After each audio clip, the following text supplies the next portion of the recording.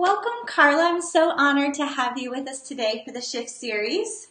Oh, thank you. It's a delight to be here with you.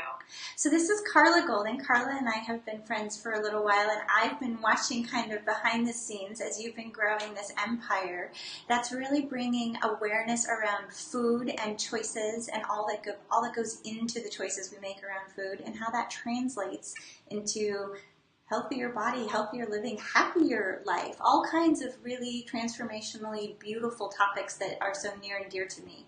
So tell me a little bit about how you got on the journey that you're on and a little bit about what you're doing. Well, I will do my best to sum it up in a little nutshell. It's been a long journey. Sure. In high school, I developed an eating disorder. So there was a time in my life when I used food to abuse myself. Okay.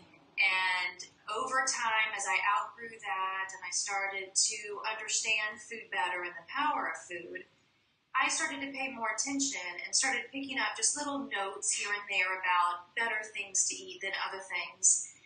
And I had severe acne, my hormones were crazy, I didn't sleep well, I had hypoglycemia, so there were a lot of things going on. And then it was really when I got pregnant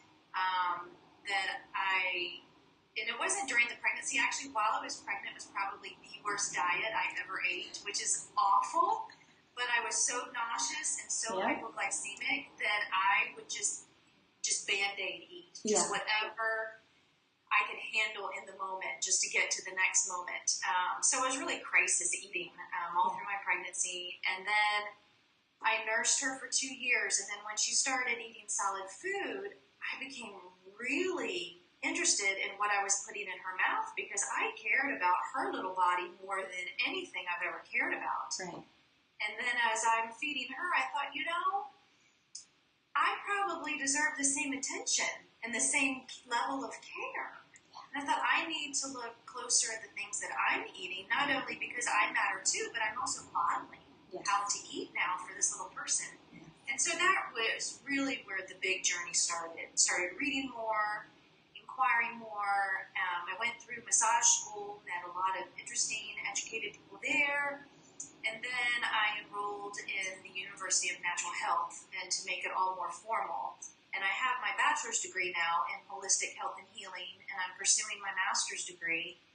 And, I took my hobby and my interest and turned it into a business because it has just impacted my life so much and the people who I've spoken with.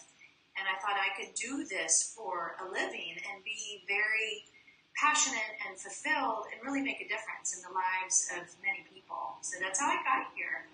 And that's the sweet spot when, our life experience leads us to our passion and then we can give back. And you do give back in such a big way. Tell us a little bit about how this business has transpired and how you work with people.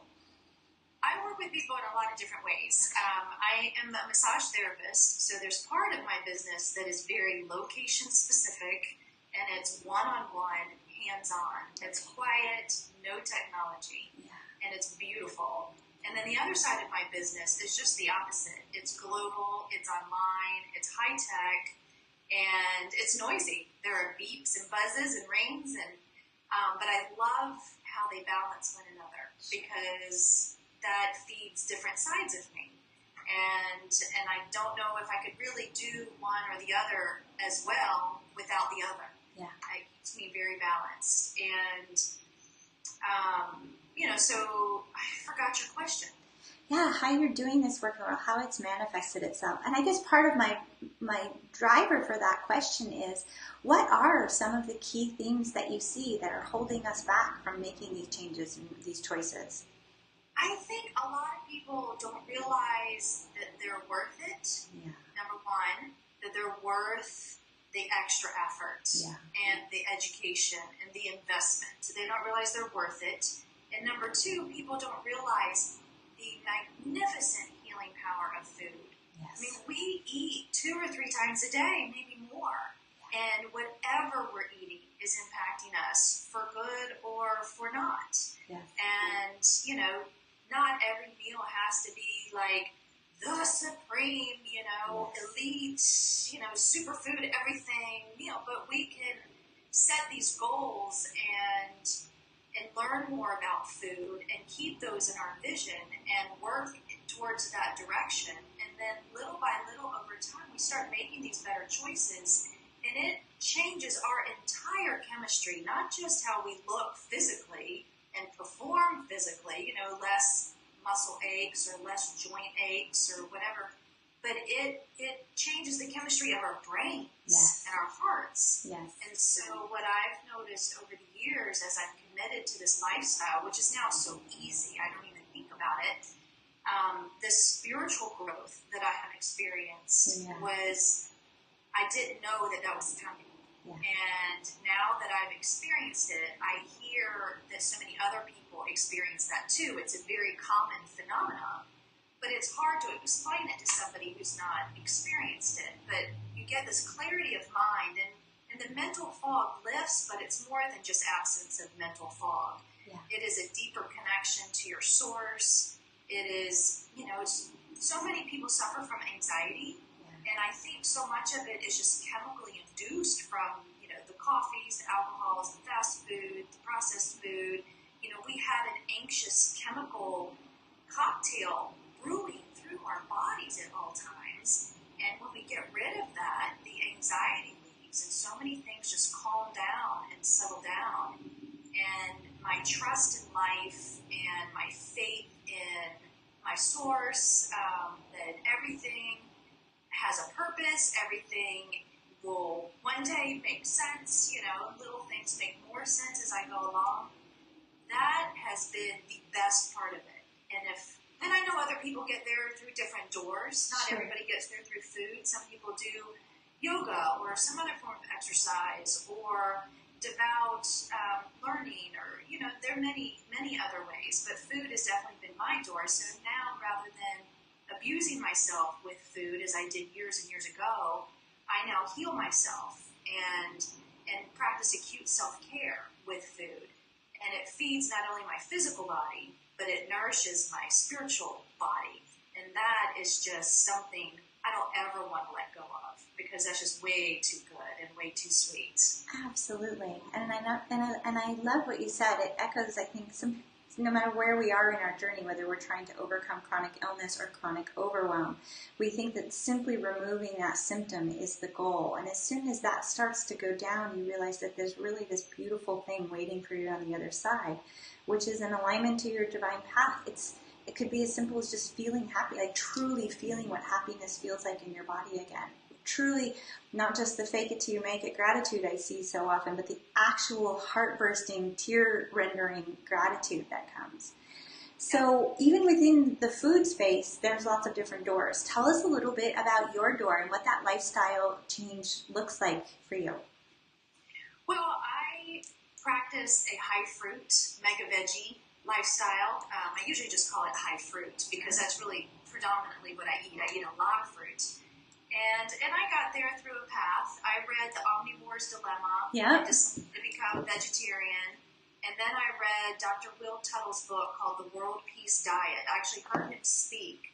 And I left there just saying, I am committed to being vegan. It was so compelling and so beautiful. And so I adopted a more vegan path. And then I read, as one of my textbooks in school, Dr. Douglas Graham's book, 80-10-10, which promotes the high-fruit diet and lifestyle. And that was just, I could not believe it as I was reading it. I had that book on my shelf for probably 2 years before I read it. And I could not believe that all that information was here in my home. And I did not learn it sooner, but we learn things in divine timing. And so that's what kick-started me on this high-fruit path. And that's when all the spiritual growth just really blossomed. And so now when I eat for my personal health, my personal well-being. But also, I know that it's kinder and more compassionate to the animals that we share this planet with. It's much kinder and more gentle to Mother Earth. And it also frees up a lot of food to feed other people. So it's very humanitarian also. Right. And so when I make this commitment, or if I'm challenged, if I'm at a party or at a restaurant and I'm like, oh, but that over there, cheesy thing smells really good. Yeah. And I think, well, I'm not going to feel great. And then I recommit and reassess, look back to what I'm committed to. And I realize those things are far more important to me than any bite of something that tastes good that I won't feel well after eating anyway. Yeah. And so it's a daily commitment to those ideals that I hold in my heart and in my soul. And I do feel like with every single meal, 2 or 3 times a day, that I am making a difference in this world, not just because I'm healthier and happier, but because my little piece is affecting all the other pieces that are flowing through life. I'm part of that system. We're all part of that system. And when you think about 7 billion mouths feeding and eating every day, that's a huge system. So our choices have quite a big impact. It does, and I love that social impact piece, and I've read a lot of the books you just mentioned, and I love them for the same reason. I also love that piece you touched on of, the radical self-care piece, that ultimately we can have the best effect in the world when we're affecting ourselves first. So Absolutely. Starting with you in the here and the now, give us a sense of what a day in the life of eating predominantly fruit looks like.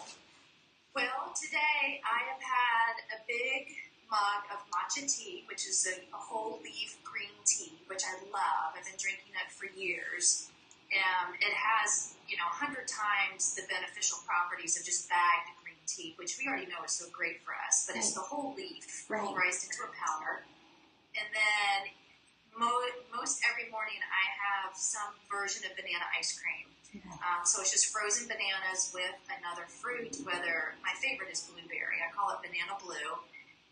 Or raspberries, strawberries, peaches, mangoes, whatever I have frozen. And so I have a big bowl of frozen fruit ice cream. And that carries me to early mid-afternoon, depending on if I've exercised the day before when I'm training for a marathon.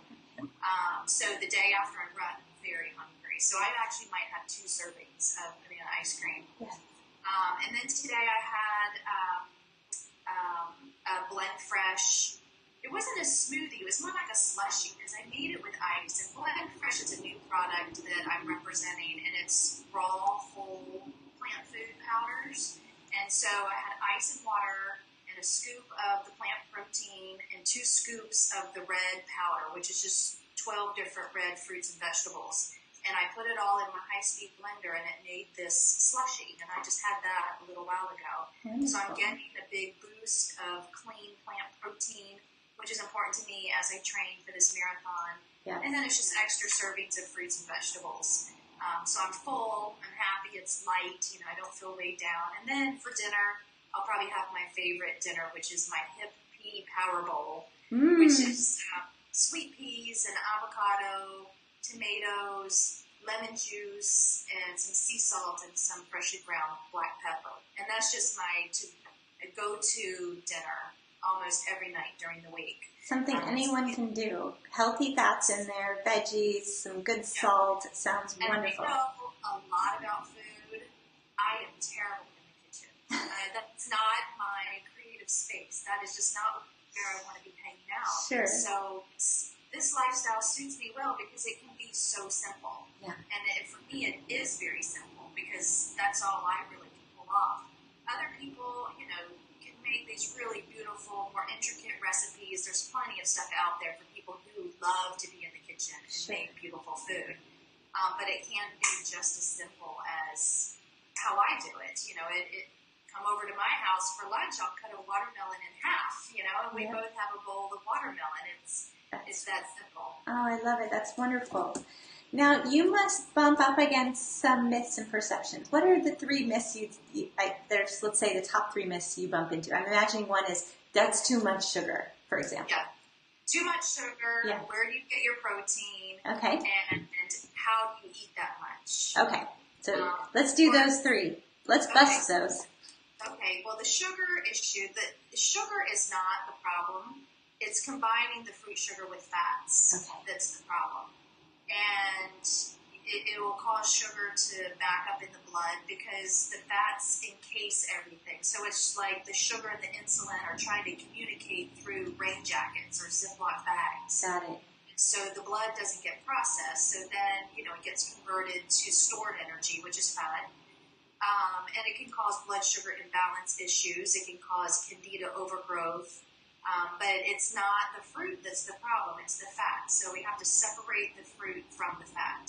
And then you can eat all the sweet fruit that you want. And it's not a problem. Well, within reason. I mean, calories do become an issue at a certain point. But, you can stay full and nourished on just fruit. So all of these yogurt fruit parfaits. Yeah, and all these beautiful smoothies with hemp seeds and coconut oil and pineapple and kale and pears, not a good plan. I actually had somebody who worked with me last month, and she said that she developed a little group at school. She's a teacher, and that they had a little smoothie group, and they bring their stuff in the morning and collectively make these green smoothies. And she said, before I knew it, I put on 10 pounds. Right. And she said, stop, I'm eating this beautiful food. It's supposed to be benefiting me, not putting weight on me. And she went through my Fruit Till 5 program, and she learned about separating the fats from the fruit. And she said in 1 week, she lost 8 of those 10 pounds. Wow. Just making that difference. So it's a huge difference, not only in weight, but in blood sugar balance and how that fuel is steadily flowing through our blood system. Okay, so that's myth number 2, protein. Protein. Well, all plants have some amount of protein. So fruits have, I think, between 4 and 8% by calories of protein, and vegetables are 15 to 20% by calories of protein. So we're getting protein with any plant that we eat. And my hip pea power bowl that I love to eat at dinner, that I use 1 whole bag of frozen peas, and that bag alone has 25 grams of clean plant protein. Got it. And so, and then there's Blend Fresh, which I use, and 1 scoop of that has 20 grams of protein. So a lot of people ask me, where do you get your protein? And I say, well, how much protein do I need? Right. And they say, well, I don't know, but surely you're not getting enough eating plants. And I said, well, actually, I do get a sufficient amount eating plants. It's so rare to see or meet anybody who has a protein deficiency, right? Because it's really hard to get a protein deficiency. You have to eat just oil and just refined sugar to have only fat and only carbs to develop a protein deficiency. And you'd have to do that for quite some time because your body will start digesting itself for protein. Sure. So it's really very, very rare that anybody has a protein deficiency. So, I've explored it, I've read it, I've written about it, just to quell that fear that we won't get enough protein, because these days protein is king, and the more the better, and that's not the case at all. So it's very safe to eat this way and get enough protein. Okay, so in this bowl you just mentioned a whole bag of peas. That must tap into myth number 3. How can you eat this much? So tell us a little bit about that. Well, when people first hear that I eat a high fruit diet, they say, oh my gosh, I would starve. And then I show them what I eat, my big bowl of banana ice cream or my big bowl of peas. And then they're like, oh my gosh, there's no way I can eat that much. And I said, well, one or the other. And it does take some transition to, it's more mental. Rather than slicing a banana on top of your oatmeal, get rid of the oatmeal. You can't just have 1 banana and fill up. So you might need to eat 3 or 4 or 5 bananas to make a meal out of bananas. So a lot of it is just people getting over that mental hurdle that they are allowed to eat that many bananas at one time. Right. But if we were, living outside in the Garden of Eden, and we came across a tree full of fruit, and we were hungry, we would eat that 1 fruit until we were full. And then we would move on. We wouldn't say, oh, I should only have 2 of those, and I should probably wait to find some diversity, some other tree. I love that I love that whole idea. It really resonates with me on a very instinctive level that we certainly can get what we need out of a single food group until we're complete on that. I mean, that's how a season would have worked. The berry bush would have been going for a certain season, and we would have eaten a lot of that. And then maybe what the acorns would come in or whatever. Exactly.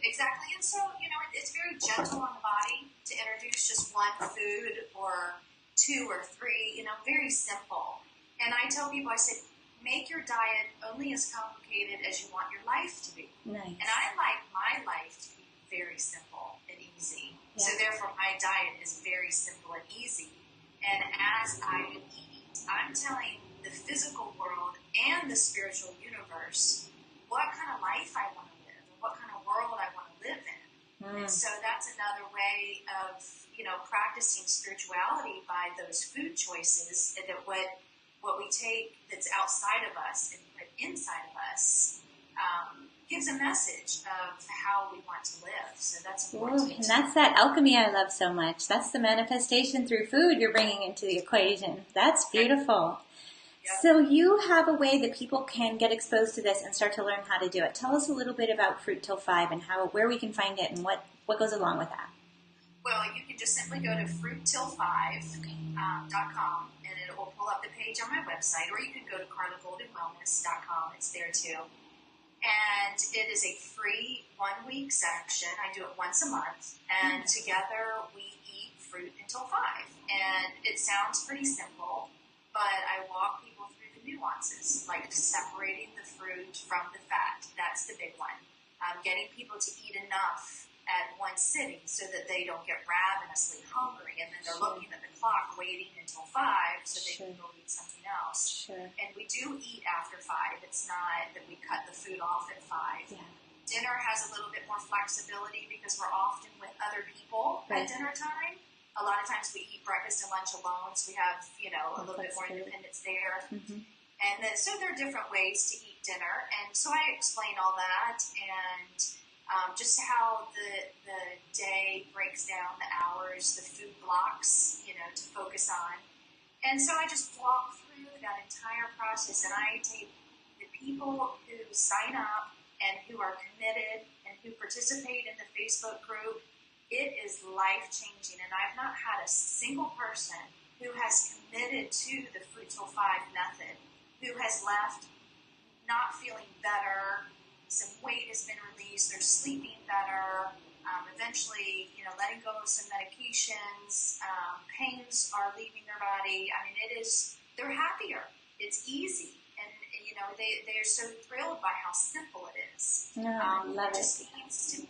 It's like it just clicks at some point. It makes sense, it clicks, and then it just becomes so clear and so easy that, of course, this is a wise way to approach feeding yourself. So, fruittill5.com, and the next one starts on September 15th.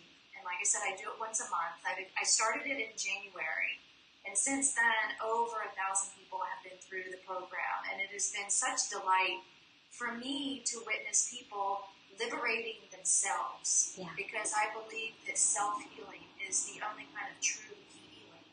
And so if I could just provide some of the information, but people take that information and they feed themselves differently, and they conduct their own experiment and benefit from the changes that happen by their different choices and their different habits, they liberate themselves from whatever is blocking them from being who they want to be or doing things that they want to do. And so it's a wonderful experience to witness people healing themselves. It's just so gratifying. I love it. I love it. I love it. I'm so thankful for the work you're doing in the world. I want to encourage everyone to check out Fruit Till 5, but also, as you said, go to your website, go to Carla's website, tons of information, a beautiful blog from the heart that integrates life and spirit and food and wellness and little bit of activism in a super sweet way. And so, yes, I encourage people to go there and learn more about Carla's world.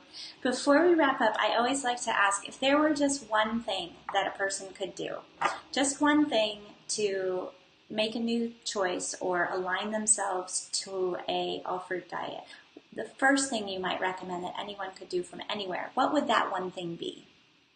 Eat more fruit. Eat more fruit. But I say study your food. Save the humans. Yeah. Study your food. Yeah. You know, no matter how you decide to eat, whether it's high fruit, vegan, vegetarian, paleo, omnivore, whatever, the food market has become so complex. Yeah. All the, man-made ingredients that are now floating through our foods, that if you just study your food, read the labels, just understand what the labels are telling you. And if you can't understand the ingredient list, right, don't put it in your body. Amen. And the best foods don't have ingredient lists, because you pick up an orange and no one needs to tell you it's an orange. I love that. Well, thank you so much for joining us. Really appreciate having you here today. I want to make sure everyone heads over to the journal as well and checks out Carla's piece on spirituality and food. And I know we'll be seeing each other again, and I hope you have a great day. You too. Thank you so much. Thank you. Take care.